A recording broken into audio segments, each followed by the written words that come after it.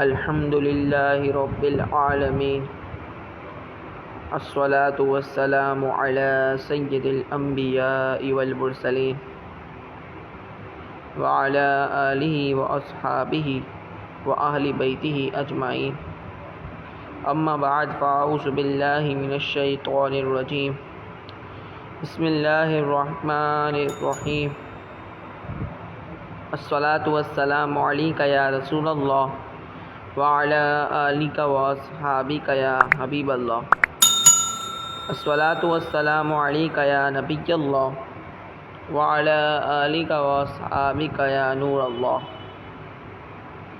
فرمان مصطفیٰ صلی اللہ تعالی علیہ وسلم، جو مجھ پر ایک مرتبہ درود پاک پڑھتا ہے اللہ تعالی اس پر 10 رحمتیں بھیجتا ہے۔ صلو علی الحبیب صلی اللہ تعالی علی محمد صلی اللہ تعالی علیہ وسلم۔ انشاءاللہ آج ہم قرآنی واقعات میں سے تابوت سکینہ کا مختصر واقعہ سننے کی سعادت حاصل کریں گے انشاءاللہ عز و جل۔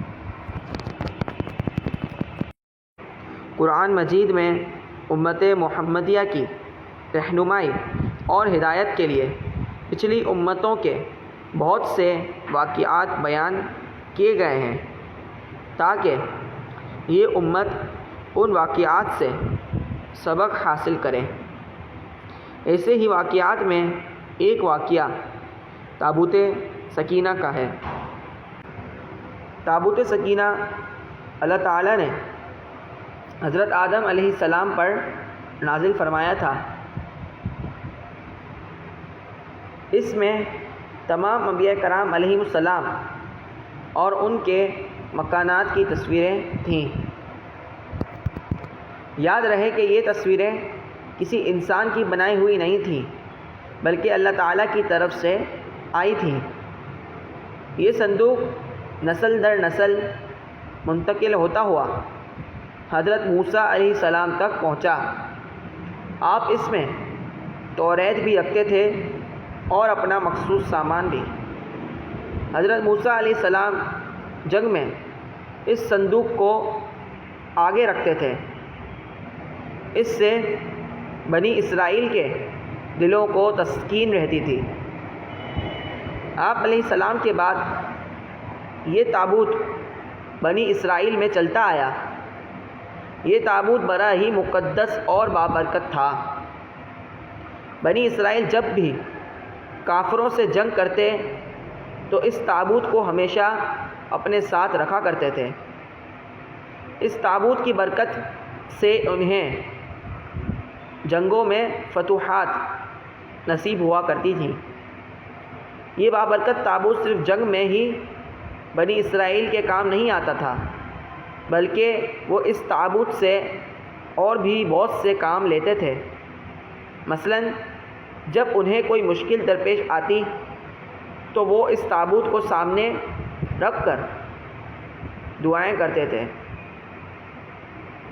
اس صندوق کی برکت سے ان کی دعائیں قبول ہو جایا کرتی تھیں اور بلائیں، مصیبتیں اور آفتیں ٹل جایا کرتی تھیں۔ بنی اسرائیل میں جب کوئی اختلاف ہو جاتا تو لوگ اسی بابرکت تابوت سے فیصلہ کراتے تھے۔ تابوت سے فیصلے کی آواز سنی جاتی تھی۔ یہ تابوت بنی اسرائیل کے لیے تابوت سکینہ، برکت، رحمت کا خزینہ اور اللہ تعالیٰ کی مدد کے نزول کا نہایت مقدس اور بہترین ذریعہ تھا۔ مگر جب انہوں نے اللہ تعالیٰ کی نافرمانی کی تو ان سے تابوت چھین لیا گیا۔ وہ اس طرح کے عمالقہ نامی ایک قوم نے ان پر حملہ کیا، کئی لوگوں کو قتل کیا اور تابوت اپنے ساتھ لے گئے۔ حضرت شمویل علیہ السلام نے اللہ تعالیٰ کی بارگاہ میں عرض کی، یا اللہ، بنی اسرائیل کے لیے ایک بادشاہ مقرر فرما دے۔ اللہ تعالیٰ نے طالوت نامی ایک شخص کو بنی اسرائیل کا بادشاہ مقرر فرما دیا۔ بنی اسرائیل نے اس وقت کے نبی حضرت شمویل علیہ السلام سے عرض کی کہ طالوت ہمارا بادشاہ کیسے بن سکتا ہے؟ اس سے زیادہ بادشاہت کے حقدار تو ہم ہیں۔ یہ بات بنی اسرائیل نے اس لیے کہی کیونکہ بنی اسرائیل میں 2 خاندان تھے، ایک خاندان سے نبی ہوتے تھے اور دوسرے خاندان سے بادشاہ، اور طالوت ان دونوں خاندانوں میں سے نہیں تھا۔ تو حضرت شمویل علیہ السلام نے فرمایا کہ اللہ تعالیٰ نے طالوت کو تمہارا بادشاہ چن لیا ہے، وہ جسے چاہتا ہے بادشاہت دیتا ہے۔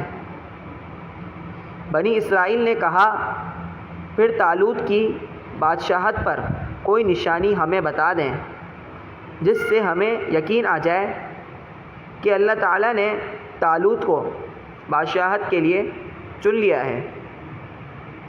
لہٰذا طالوت کی بادشاہت پر نشانی یہ بتائی گئی کہ بنی اسرائیل کو ان کا کھویا ہوا تابوت واپس مل جائے گا، جس میں حضرت موسیٰ علیہ السلام اور حضرت ہارون علیہ السلام کی استعمالی چیزیں تھیں۔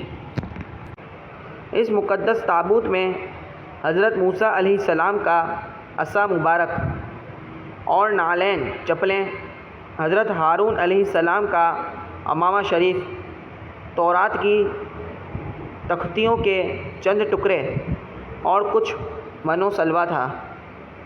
اس قرآنی واقعے سے یہ درس ملتا ہے کہ بزرگوں کی استعمالی چیزوں کی اللہ تعالیٰ کے ہاں بڑی عزت اور عظمت ہے، اور ان کے ذریعے لوگوں کو بڑے بڑے فیوز و برکات حاصل ہوتے ہیں اور دعائیں قبول ہوتی ہیں، جیسا کہ آپ نے دیکھا کہ اس تابوت سکینہ میں اللہ تعالیٰ کے مقدس انبیاء کرام علیہ السلام کے امامہ، نعلین اور دوسری استعمالی چیزیں تھیں جن کی برکت سے بنی اسرائیل کی دعائیں قبول ہوتی اور جنگوں میں فتح ملتی تھی۔